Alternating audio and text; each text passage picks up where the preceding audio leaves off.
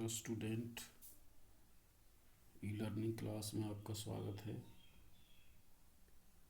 जैसा कि आप जानते हैं, आज हम 12th आर्ट हिस्ट्री का 10th 10वां चैप्टर कर रहे हैं, और जिसमें का नाम है उपनिवेशवाद और देहात, सरकारी अभिलेखों का अध्ययन। उपनिवेश गुलाम के के बारे में, गुलामी के समय के बारे में, भारत जब अंग्रेज़ों गुलाम था तो उस समय के बारे में इसमें हम चर्चा करेंगे, जिसमें अंग्रेज़ों का मुख्य उद्देश्य था भारत को लूटना। विभिन्न ढंगों से भारतीय संपत्ति और भारतीय संसाधनों पर अपना अधिकार करना उनका मुख्य उद्देश्य था, और उनकी मुख्य आर्थिक नीतियाँ थी जिनके द्वारा वो भारत को गुलाम बना करके उसे लूटना चाहते थे। जैसे भी कहा, पहले से ही कहा गया है कि भारत विश्व भर में सोने की चिड़िया के नाम से जाना जाता था, लेकिन अंग्रेज़ों के गुलाम बनाने के बाद, अंग्रेज़ों की शासन के बाद भारत को अंग्रेज़ों ने कंगाल कर दिया, जिसमें उन्होंने आर्थिक रूप से कमज़ोर करने के लिए मुख्य 3 नीतियों को अपनाया है। जिसमें सबसे पहले आती है हमारी इस्तेमारी बंदोबस्त, या जिसे हम स्थायी बंदोबस्त के नाम से जानते हैं। इसमें सरकार, ब्रिटिश ईस्ट इंडिया कंपनी और जमींदारों के बीच में ये बंदोबस्त हुआ था कि ईस्ट इंडिया कंपनी अपनी ज़मीन का हिस्सा जमींदारों को उपलब्ध कराती थी और बदले में उनसे टैक्स लेती थी। दूसरा आता है इसमें हमारा रैयतवाड़ी बंदोबस्त। रैयतवाड़ी बंदोबस्त के अंतर्गत इसमें कंपनी का सीधा संबंध रैयत के साथ, रैयत मतलब किसान के साथ होता था। कंपनी अपनी ज़मीन को किसानों में बांटती थी और किसान बदले में टैक्स चुकाते थे। उसके बाद आता है इसमें तीसरा महालवाड़ी बंदोबस्त। महालवाड़ी का मतलब होता है महाल, गांव के लिए इस शब्द का प्रयोग किया जाता है। इसमें कंपनी का सीधा संबंध गांव के साथ होता था, और गांव के जो मुख्य व्यक्ति थे उन्हें ज़मीन वितरित की जाती थी, और उसके बाद गांव के लोग मिल कर के सरकार के पास लगान इकट्ठा जमा कराते थे। तो इसमें हम आगे चर्चा करते हैं मुख्य रूप से जमींदारों के बारे में। जो सबसे पहली हमारी प्रथा है स्थायी बंदोबस्त या इस्तेमारी बंदोबस्त के नाम से जिसे जाना जाता है, जिसके कारण जमींदारों का उदय हुआ था। तो जमींदार वह वर्ग था जो किसान और अंग्रेज़ों के बीच में बिचौलिए के रूप में काम करता था। यह सरकार से ज़मीन बटाई या किराए पर लेकर के, पट्टे पर लेकर के इस ज़मीन को अपने से नीचे किसानों में बांट दिया जाता था। सरकार जमींदारों से टैक्स वसूलती थी और इसके बदले में जमींदार किसानों से टैक्स वसूलते थे। तो इसमें बताया गया कि बंगाल को सबसे पहले गुलाम राज्य बनाया गया था अंग्रेज़ों के द्वारा, और अंग्रेज़ों ने 1793 ईस्वी में यहाँ पर स्थायी बंदोबस्त को लागू किया था, जिसके कारण जमींदारों का उदय हुआ था। आगे आता है इसमें कि सबसे ऊपर जो शासन था कंपनी का, जिसमें कंपनी राज या ब्रिटिश ईस्ट इंडिया कंपनी के नाम से जाना जाता है। उसके बाद जमींदारों का उदय हुआ, जिनका अनेक गांवों पर नियंत्रण होता था। बहुत सारे गांव इनके अंडर काम करते थे, और सारी ज़मीन के मालिक ये होते थे। उन्हें ज़मीन को किसानों में बांट दिया जाता था। उसके बाद रैयत आता है। रैयत में भी कुछ भाग बताए गए। इसमें जोतदार, धनवान, रैयत, व्यापारी और महाजन यानी कि साहूकार भी जो रैयत में आते थे, किसान के रूप में आते थे। इसके बाद सबसे नीचे पायदान पर होता था सिक्मी रैयत, और सिक्मी रैयत भी रैयत की तरह होता था, जो पट्टे पर ज़मीन को लेकर के कृषि करते थे। इसके अलावा आता है इसमें भू राजस्व के बारे में चर्चा करें कि अदा किए गए राजस्व की समस्या क्या थी। जो अंग्रेज़ लोग जमींदारों से कर वसूलते थे, उस कर वसूली में देरी क्यों होती थी, इसके क्या कारण थे। इसमें बताया गया है कि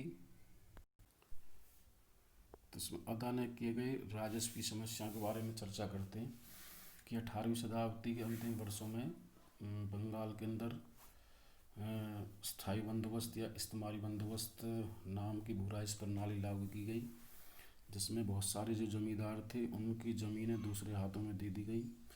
कंपनी भी आशा करती थी कि उसे एक स्थायी कर या टैक्स मिल सके, लेकिन जो बंगाल की अर्थव्यवस्था थी वो गहरे संकट से जूझ रही थी और इसमें बहुत सारे अकाल और पैदावार का कम होना मुख्य समस्याएं बनी हुई थी, जिस कारण जमींदार सही समय पर टैक्स जमा नहीं करा पा रहे थे।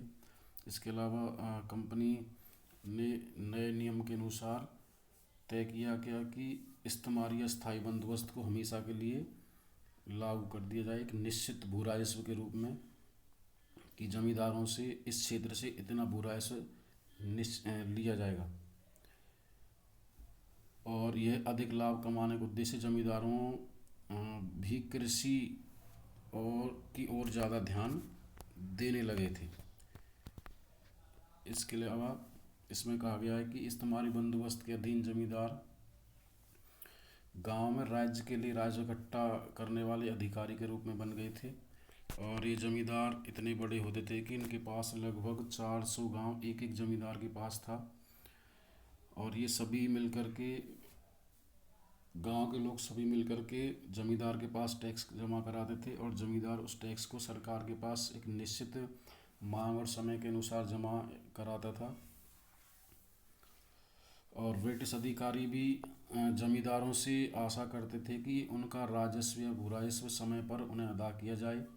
अगर कोई भी जमींदार समय पर अपना भू राजस्व अदा नहीं कर पाता था किसी कारणवश या उसे देरी हो जाती थी, तो उस जमींदार की जो जमींदारी है उसे नीलाम कर दिया जाता था या बेच दिया जाता था, दूसरे व्यक्तियों को हस्तांतरित कर दिया जाता था। इसके बाद इसमें आता है राजस्व की अदायगी में जमींदार क्यों चूक करते थे। ये जो भू राजस्व जमींदारों के द्वारा जमा कराना होता था उसमें जमींदार क्यों देर करते थे, तो इसमें बताया गया कि इस्तेमारी बंदोबस्त स्थायी बंदोबस्त के अंतर्गत कि भू राजस्व को हमेशा के लिए लगभग 40 वर्षों के लिए स्थायी कर दिया गया था और ये इसलिए किया गया था कि ज़्यादा से ज़्यादा ब्रिटिश ईस्ट इंडिया कंपनी को लाभ हो सके, लेकिन इसका उल्टा परिणाम निकला। इसके परिणाम मुख्य दे रखे हैं, जिसमें सबसे पहले हमारा दिया हुआ है भू राजस्व का अधिक होना है।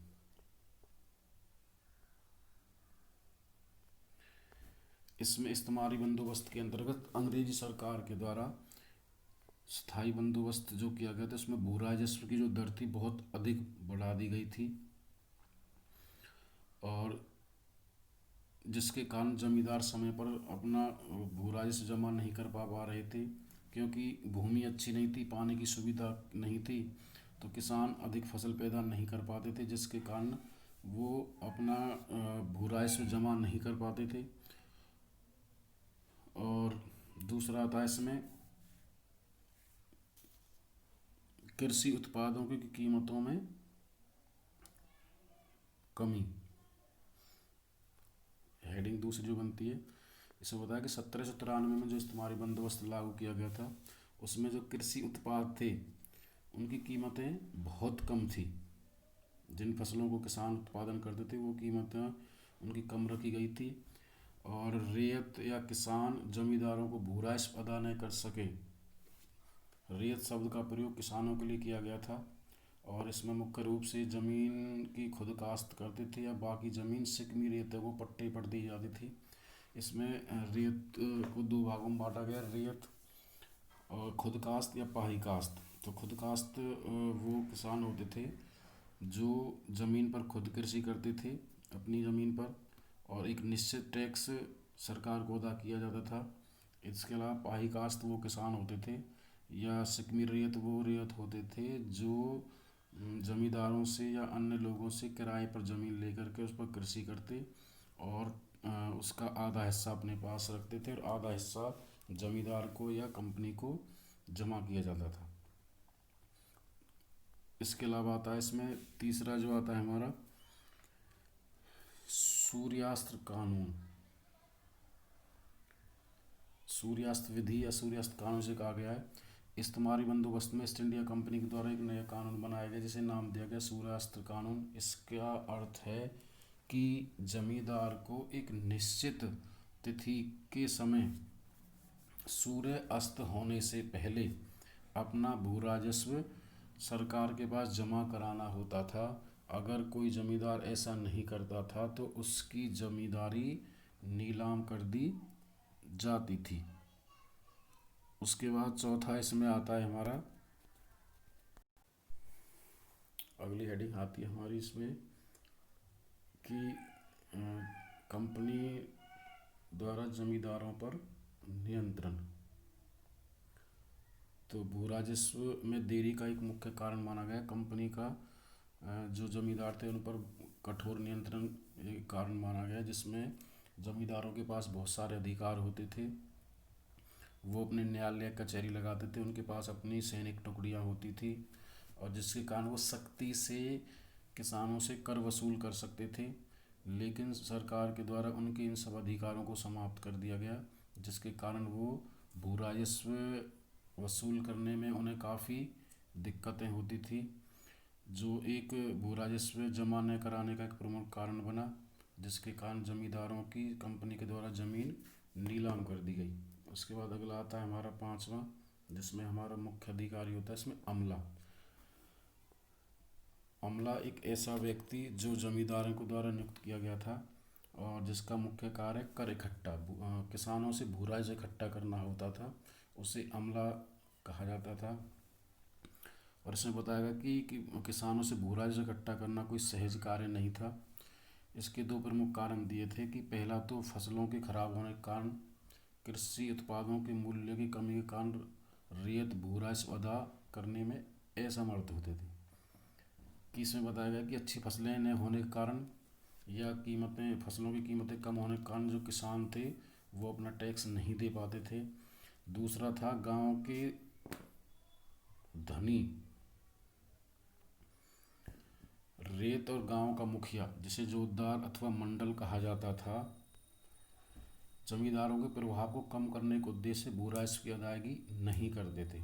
तो जोतदार या मंडल एक ऐसा किसान जिस शक्तिशाली किसान होता था जो मुख्य रूप से उनका उद्देश्य अपने आप को शक्तिशाली बनाना और जमींदारों को कमज़ोर बनाना होता था। तो वो भी अपना टैक्स समय पर अदा नहीं करते थे। इसमें केवल बताया गया कि लास्ट में इसका अनुमान इस बात से लगाया जा सकता है कि केवल वर्धमान जिले में ही 1798 ईस्वी से में 30,000 से अधिक मुकदमे लंबित थे। अगर जो भी व्यक्ति समय पर जमींदार को टैक्स नहीं कराता था, जमा कराता था, तो उसके खिलाफ आंदोलन चलाए जाते थे। आंदोलन या उनका केस न्यायालय में स्थापित चलाया जाता था।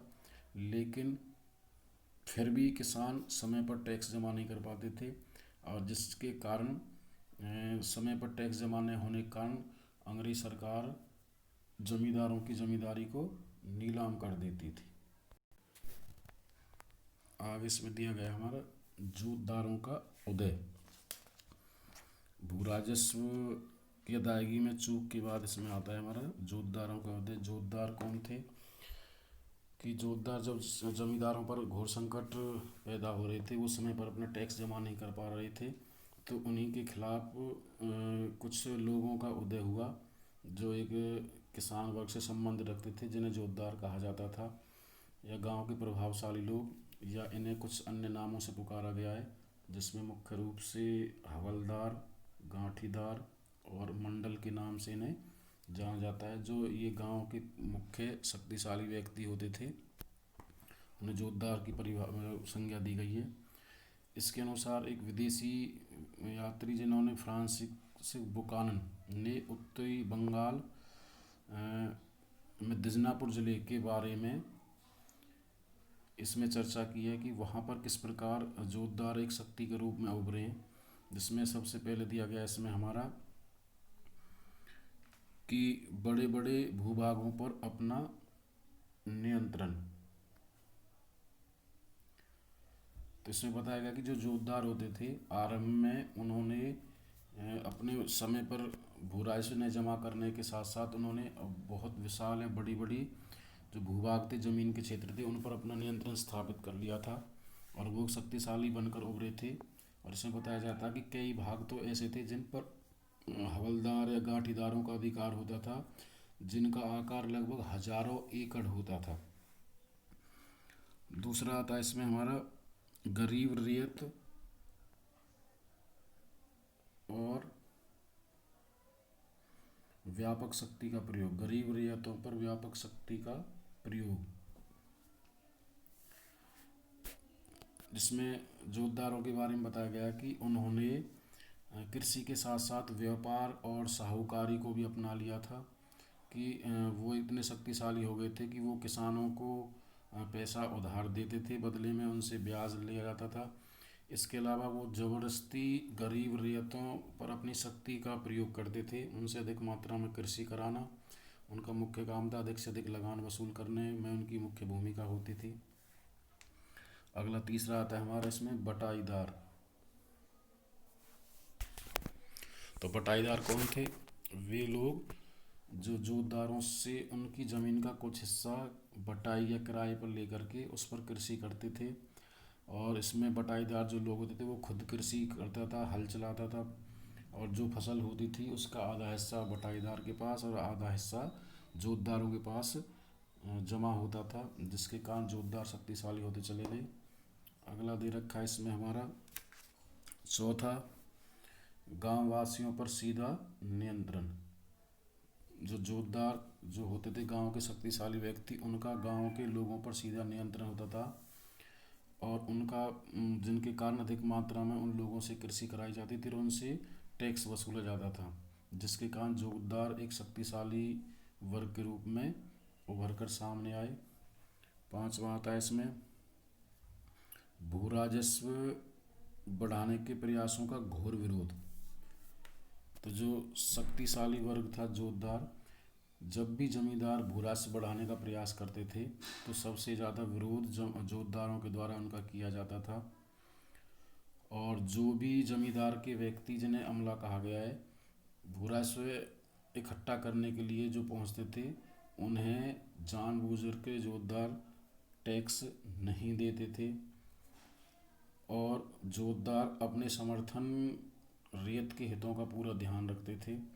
ज़्यादातर सुविधाएं किसानों को दी जाती थी जोतदार के द्वारा, और जिसके कारण जो किसान लोग होते थे वो जोतदार की तरफदारी में आते थे या उनके साथ कार्य करने में भूमिका निभाते थे। अगला आता है हमारा जो छठा, इसमें लास्ट पॉइंट इसका, कि राजस्व की अदायगी जानबूझकर देरी करना। जो जमींदार जो भू राजस्व इकट्ठा करते थे जोतदारों रेतों से, उसमें मुख्य रूप से जोतदार सामने आते थे और वो जानबूझ करके अपना टैक्स जमींदारों को नहीं देते थे। उनका उद्देश्य था अपने आप को शक्तिशाली बनाना और जमींदारों को कमज़ोर, जिसके कारण समय पर टैक्स अंग्रेजी सरकार के पास जमा न होने के कारण अंग्रेजी सरकार इस बंदोबस्त के तहत जमींदारों की ज़मीन को नीलाम कर देती थी और उस ज़मीन को ये जोतदार खरीद लेते थे, जिसके कारण ये एक शक्तिशाली वर्ग के रूप में उभर करके सामने आए थे। आगे दिया इसमें जमींदारों की ओर से प्रतिरोध, कि किस प्रकार जोतदार शक्तिशाली वर्ग बना और इसके बाद जमींदारों ने उनका किस प्रकार प्रतिरोध किया है तो अपने आप को बचाने के लिए। तो इसमें बताया गया कि उस समय जमींदारी जो वर्ग था वो काफ़ी प्रभावशाली था। इसके अनुसार वो इस खेल में, इस कार्य में पुराने खिलाड़ी माने जाते थे और वो इतनी आसानी से अपनी ज़मीन को छोड़ने वाले नहीं थे। ज़मीन को बचाए रखने के लिए, अपनी ज़मींदारी को बनाए रखने के लिए उन्होंने बहुत सारे नए हथकंडे अपनाए, जिनमें मुख्य रूप से दे रखा है कि स्त्रियों की संपत्ति को न छीनना है। इसमें बताया गया है कि बहुत सारे जमींदार अपनी ज़मीन का कुछ हिस्सा अपनी पत्नी या स्त्रियों या परिवार के अन्य सदस्यों के नाम कर देते थे और इसमें कानून था कि स्त्रियों और अन्य सदस्यों की जो संपत्ति है उसे सरकार के द्वारा नीलाम नहीं किया जाएगा, जिसके कारण वो अपनी संपत्तियों को हद तक बनाए रखते थे। दूसरा आता है इसमें कि जमींदारों के एजेंट या ऊंची बोली लगा करके जमीन को, भू संपदा को खरीदना है, या जमींदारों के एजेंट कह सकते हैं। जब भी किसी भी जमींदार की किसी कारणवश या टैक्स जमा कराने न कराने के कारण उनकी ज़मीन नीलाम कर दी जाती थी, तो जमींदार के व्यक्ति या जमींदार के एजेंट ही उस ज़मीन को ऊंची बोली लगा करके खरीद लेते थे। और खरीदी गई ज़मीन का जो पैसा होता था वो सरकार के खजाने में जमा नहीं किया जाता था। उसके बाद दोबारा उस ज़मीन पर बोली लगती थी। ऐसी प्रक्रिया को कई बार दोहराने के बाद उस ज़मीन को दोबारा से उसी पुराने जमींदार को दे दिया जाता था। इसे फर्जी बिक्री के नाम से या बेनामी खरीदारी के नाम से भी जाना जाता है। उसके बाद आता है इसमें लठियाल या जमींदारों के शक्तिशाली व्यक्ति। ऐसे व्यक्ति जिन पर सरकार का जमींदारों का नियंत्रण होता था, और ये लोग जमींदार के लिए काम करते थे, और जिनके पास लाठियाँ होती थी और एक शक्तिशाली व्यक्ति होते थे, और इनका मुख्य कार्य होता था जमींदार के लिए काम करना। अगर कोई नया खरीदार जमींदारों की ज़मीन को खरीद लेता था तो ये लठियाल व्यक्ति उसे ज़बरदस्ती उस ज़मीन से भगा देते थे। अपनी शक्ति के प्रदर्शन के द्वारा उस ज़मीन को अपने विरोधी व्यक्ति को खरीदने नहीं दिया जाता था। इसके अलावा आता है इसमें जमींदार को अन्नदाता समझना है, कि बहुत बार रैयत जो बाहरी लोगों को अपना या नए खरीदारों को अपनी ज़मीन में घुसने नहीं देते थे। इसका कारण था कि पुराने जमींदार को अपना वो अन्नदाता मानते थे, और वे अपने आप को उससे जुड़ा हुआ भी महसूस करते थे। इस कारण वे उसी के प्रति वफादार बने रहते थे। जमींदारों की बिक्री से उन्हें गहरा सदमा पहुंचता था। इस प्रकार पुराने जमींदारों का सुगमता से विस्थापित नहीं किया जा सकता था। तो ये कुछ मुख्य कारण थे जमींदारों के प्रतिरोध के। Thank you student. Safe home, stay home.